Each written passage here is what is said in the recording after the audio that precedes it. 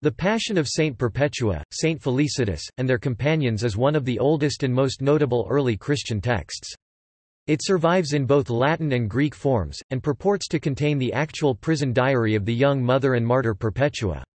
Scholars generally believe that it is authentic, although in the form we have it may have been edited by others.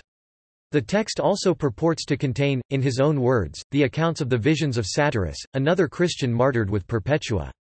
An editor who states he was an eyewitness has added accounts of the martyr's suffering and deaths. Catalogued by the Bollandists as BHL 6633-6636, BHG 1482 Perpetua and Felicity, believed to have died in 203 AD, were Christian martyrs of the 3rd century. Vibia Perpetua was a married noblewoman, said to have been 22 years old at the time of her death, and mother of an infant she was nursing. Felicity, a slave imprisoned with her and pregnant at the time, was martyred with her. They were put to death along with others at Carthage in the Roman province of Africa. According to the Passion narrative, a slave named Revocatus, his fellow slave Felicitas, the 2 free men Saturninus and Secundulus, and Perpetua, who were catechumens, that is, Christians being instructed in the faith but not yet baptized, were arrested and executed at the military games in celebration of the Emperor Septimius Severus's birthday. To this group was added a man named Satyrus, who voluntarily went before the magistrate and proclaimed himself a Christian. Text and content.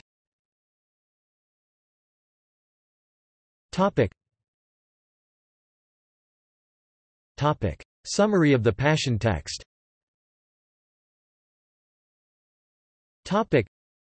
The traditional view has been that Perpetua, Felicity and the others were martyred owing to a decree of Roman Emperor Septimius Severus 193–211.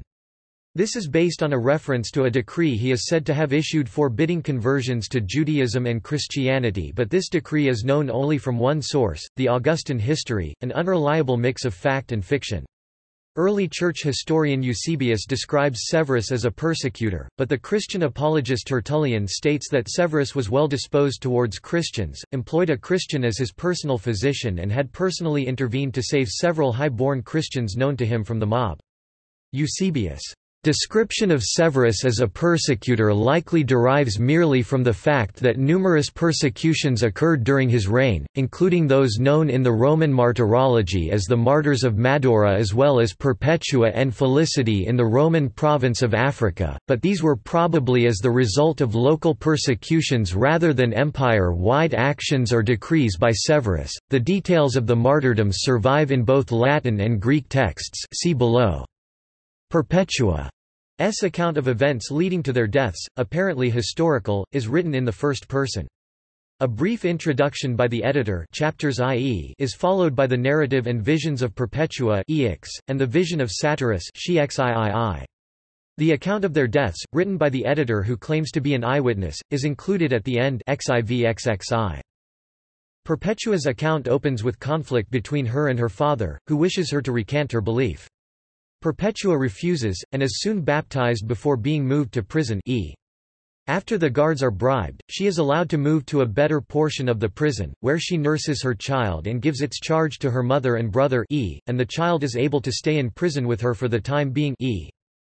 At the encouragement of her brother, Perpetua asks for and receives a vision, in which she climbs a dangerous ladder to which various weapons are attached.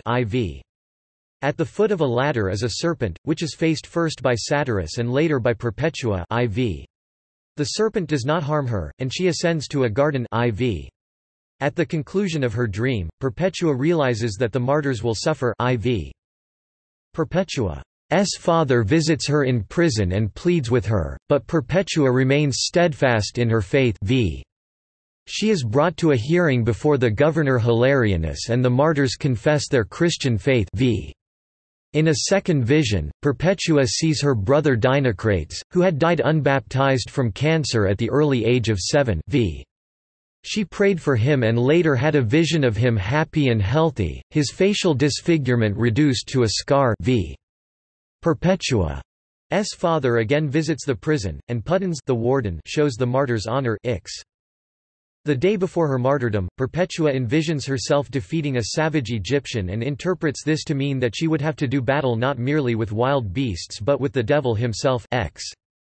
Satyrus, who is also said to have recorded his own vision, sees himself and Perpetua transported eastward by 4 angels to a beautiful garden, where they meet Jocundus, Saturninus, Hinda, Artias, and Denis Quintus, 4 other Christians who are burnt alive during the same persecution.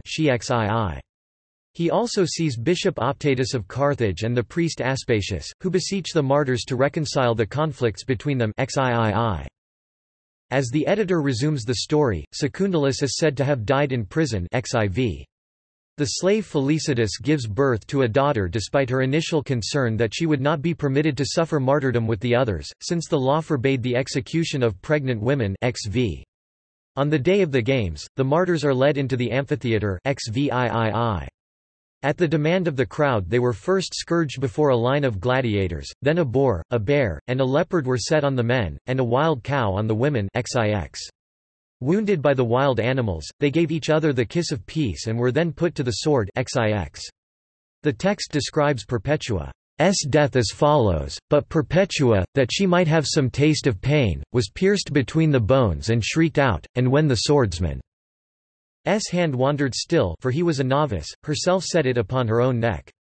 Perchance so great a woman could not else have been slain, being feared of the unclean spirit, had she not herself so willed it. The text ends as the editor extols the acts of the martyrs. Debate over editor. Scholars generally believe that the Passio SS Perpetuae et Felicitatis narrative was in fact, written by Perpetua. If this is true, the text is important because Perpetua is one of the first Christian female writers before the 4th century whose works have survived.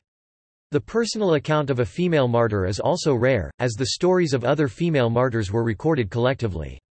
Perpetua's style is described as emotional, personal, fragmented, and colloquial, which is fitting with the circumstances under which she would have been writing.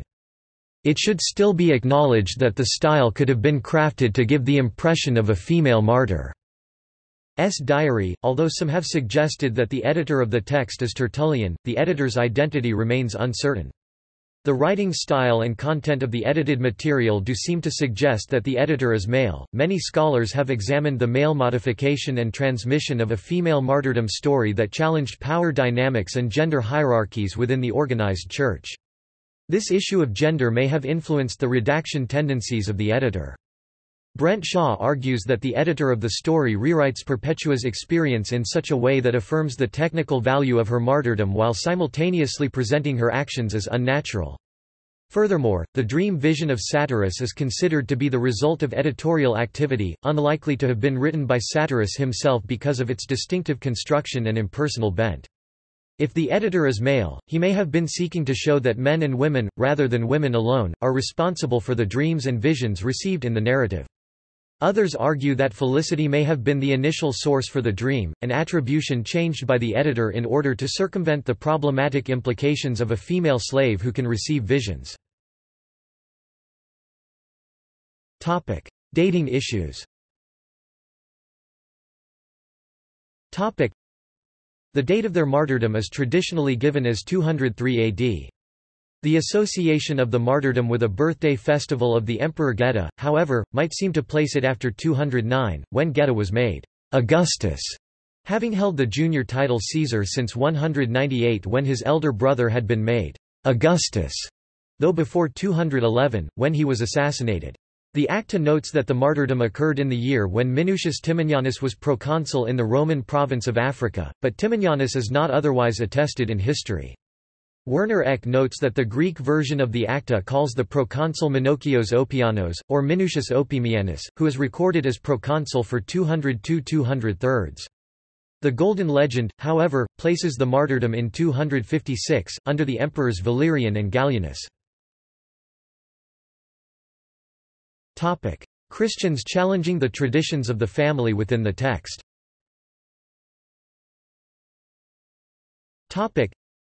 In the Passion, Christian faith motivates the martyrs to reject family loyalties and acknowledge a higher authority. In the text, Perpetua's relationship with her father is the most prominently featured of all her familial ties, and she directly interacts with him 4 times E, V, V, and Ix. Perpetua herself may have deemed this relationship to be her most important, given what is known about its importance within Roman society. Fathers expected that their daughters would care for them, honor them, and enhance their family reputation through marriage. In becoming a martyr, Perpetua failed to conform to society's expectations. Perpetua and Felicity also defer their roles as mothers to remain loyal to Christ, leaving behind young children at the time of their death. Although the narrator does describe Perpetua as honorably married, no husband appears in the text. Possible explanations include that her husband was attempting to distance himself from the proceedings as a non-Christian, that he was away on business, or that her mention of him was edited out. Because Perpetua was called the Bride of Christ, omission of her husband may have been intended to reduce any sexual implications XVIII. Regardless, the absence of a husband in the text leads Perpetua to assume new family loyalties and a new identity in relation to Christ. Perpetua belonged to an aristocratic family with Roman citizenship, as indicated by her name Vibia Perpetua. Perpetua's execution alongside slaves demonstrated Christianity's ability to transcend social distinctions, in contrast to the inequality that pervaded Roman religion and society. As Perpetua and Felicity were equal in martyrdom despite differences in class, they made the dramatic statement that Christianity transcended social structure. Evidence for Montanism in the text.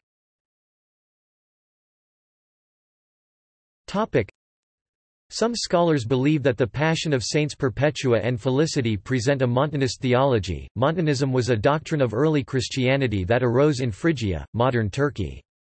The movement was founded by Montanus, a recent convert to Christianity, said by early Church Father Saint Jerome to have been previously a priest of Cybele, who had shared his heretical ideas with followers. The group emphasized a belief in the continuing presence of the Holy Spirit visible in the prophetic words of Christians. Perpetua and Satyrus had received new dreams and prophecies within the text in accordance with the beliefs and tenets of Montanism. Further evidence for Montanism is that Perpetua and Felicity may have separated themselves from their partners in accordance with Montanist teachings, which allowed and sometimes even encouraged women to leave non-Christian husbands in favor of celibate lives devoted to preaching the gospel. However, nothing in the text is explicitly Montanist. Opponents of the new prophecy accused its members of having avoided martyrdom, which makes the identification of the Passion text as Montanist less likely. The editor's additions may be an attempt to validate Montanist beliefs, praising prophecy and visionary gifts from the Spirit.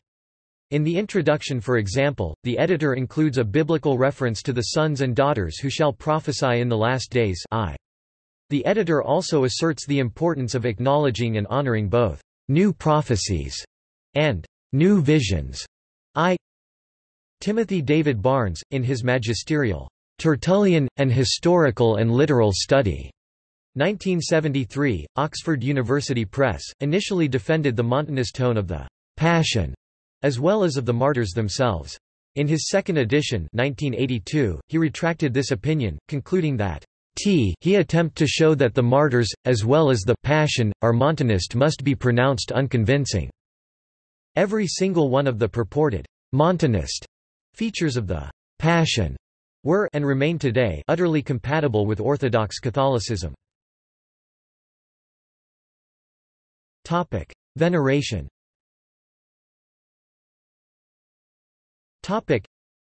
In Carthage a magnificent basilica was afterwards erected over the tomb of the martyrs, the Basilica Maiorum, where an ancient inscription bearing the names of Perpetua and Felicitas has been found.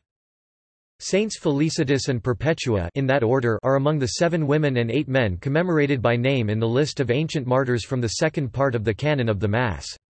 The Blessed Virgin Mary is commemorated in the first part. The feast day of Saints Perpetua and Felicitas, the 7th of March, was celebrated even outside Africa, and is entered in the Filicalian calendar, the 4th century calendar of martyrs venerated publicly at Rome. When St. Thomas Aquinas's feast was inserted into the Roman calendar, for celebration on the same day, the 2 African saints were thenceforth only commemorated. This was the situation in the Tridentine calendar established by Pope Pius V, and remained so until the year 1908, when Pope Pius X brought the date for celebrating them forward to the 6th of March. In the 1969 revision of the general Roman calendar, the feast of Saint Thomas Aquinas was moved, and that of Saints Perpetua and Felicity was restored to their traditional 7 March date. Other churches, including the Lutheran Church and the Episcopal Church, commemorate these two martyrs on 7 March, never having altered the date to 6 March. The Anglican Church of Canada, however, historically commemorated them on 6 March, the Book of Common Prayer, 1962, but have since changed to the traditional 7 March date, Book of Alternative Services, 1985. In the Eastern Orthodox Church, the feast day of Saints Perpetua of Carthage and the catechumens Satyrus, Revocatus, Saturninus, Secundulus, and Felicitas is February 1. Controversy over Dinocrates. The account of Saint Perpetua comforting her dead brother has been a point of controversy. The text specifically says that the child had not been baptized. Renatus used this account to bolster his claim that unbaptized infants could attain paradise, if not the kingdom of heaven. Augustine in turn proposed an explanation for how Dinocrates could have been baptized but later estranged from Christ by his pagan father. In popular culture. The once flowering rambling rose Felicitae et Perpetu R. sempervirens X Old Blush with palest pinks buds opening nearly white, was introduced by Robert Jacques in 1828. A new translation by Walter H. Shearing in 1929 of The Passion of Perpetua and Felicity was printed in a new typeface by Eric Gill given the name Perpetua. Two historical fiction novels have been written from the point of view of Perpetua. One is Amy Peterson's Perpetua, A Bride, A Martyr, A Passion ISBN 978-0972927642, published in 2004. The other is Malcolm Lyon's The Bronze Ladder ISBN 978-1905237517, published in 2006. National Geographic documentary entitled Jesus Rise to Power featured the story of Perpetua in its second episode, Martyrs, which was aired in 2013. BBC's documentary series and book Andrew Marr's History of the World recreates the death of Perpetua in episode 3 Catholic Heroes of the Faith. The Story of Saint Perpetua is a short animated movie that was released in 2009. The Perpetua story is an animated short film 37 minutes in the Torchlighters, Heroes of the Faith series paired with a 61-minute documentary hosted by a pair of biblical scholars examining the account of the martyrdom of Perpetua and her fellow Christians. It is published by Vision Video and produced by the Christian History Institute. See also Acts of Carpus, Papillus, and Agathonus. Acts of Philias. Martyrdom of Polycarp. References. Thomas J. Heffernan, The Passion of Perpetua and Felicity. Oxford University Press, 2012. 557 pp. A new critical edition of the Latin text with a printing of the Greek text and an extensive historical and philological commentary. The only edition which provides a detailed account of all the extant manuscripts. Source. Calendarium Romanum, Libraria Editrice Vaticana, 1969. Farina, William. Perpetua of Carthage, Portrait of a 3rd-Century Martyr, Jefferson, N.C., McFarland & Company, Inc., Publishers, 2009. Moss, Candida, The Myth of Persecution, New York, HarperCollins, 2013. Ross, and Shira Lander, Perpetua and Felicitas in Volume 2 of The Early Christian World, ed. Philip Esseler, New York, Routledge, 2000. Salisbury, Joyce. Perpetua's Passion, The Death and Memory of a Young Roman Woman, New York, Routledge, 1997. Shaw, Brent. The Passion of Perpetua, Past and Present 139, May 1993, JSTOR 30. Bibliography.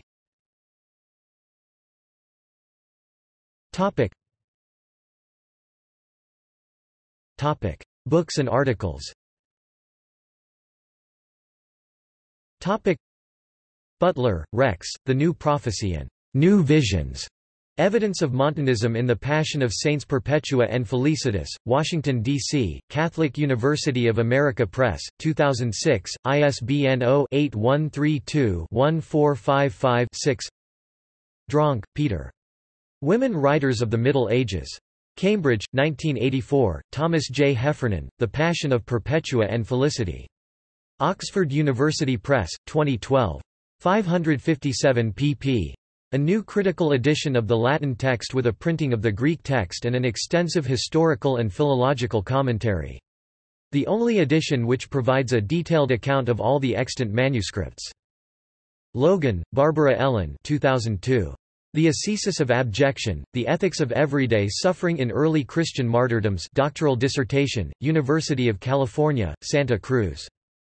Maitland, Sarah Introduction, The Martyrdom of Perpetua, Evesham, Arthur James, 1996, ISBN 0-85305-352-9. Nolan, Edward, Cry Out and Write, A Feminine Poetics of Revelation, New York, Continuum, 1994, ISBN 0-8264-0684-X. Robeck, Cecil, Prophecy in Carthage, Perpetua, Tertullian and Cyprian, Cleveland, Pilgrim Press, 1992, ISBN 0-8298-0924-4. Rons, Aaron Ann, Rhetoric of Martyrs, Transmission and Reception History of the Passion of Saints Perpetua and Felicitas. Ph.D. Dis. University of Victoria, Canada, 2008, 438 pages, AATNR 40485. Salisbury, Joyce, Perpetua's Passion, New York, Routledge, 1997, ISBN 0-415-91837-5. Von Franz, Marie-Louise, The Passion of Perpetua, A Psychological Interpretation of Her Visions, Toronto, Inner City Books, 2004, ISBN 1-894574-11-7. Videography. Perpetua, Early Church Martyr 2009 documentary. Torchlighters, The Perpetua Story 2009 animated DVD for children ages 8 to 12. External links.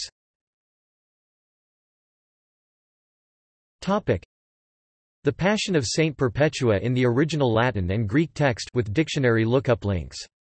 The complete text at www.earlychurchtexts.com. Herbermann, Charles, ed. 1913. Sts. Felicitas and Perpetua. Catholic Encyclopedia. New York, Robert Appleton Company. Early Christian Writings, Acts of Perpetua.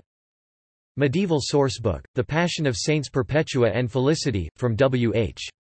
Shearing, trans. The Passion of Perpetua and Felicity, London, 1931, modernized. Henry Wace, A Dictionary of Christian Biography and Literature to the End of the 6th Century AD 1911. Episcopal Church Lectionary, Lessons for the Feast of Perpetua and Felicity page 223 of Saint Perpetua. Martyrdom of Perpetua and Felicitas 2012 translation and audio version. Saints Perpetua and Felicity at the Christian Iconography website. Perpetua and Felicity section of Caxton's translation of the Golden Legend No. 173, Saint Saturninus. Butler's Lives of the Saints, S's. Perpetua, Felicity and Their Companions, Martyrs, pg. 493. The Martyrs episode of What's Her Name podcast on Perpetua and Felicitas, with guest Dr. Eliza Rosenberg.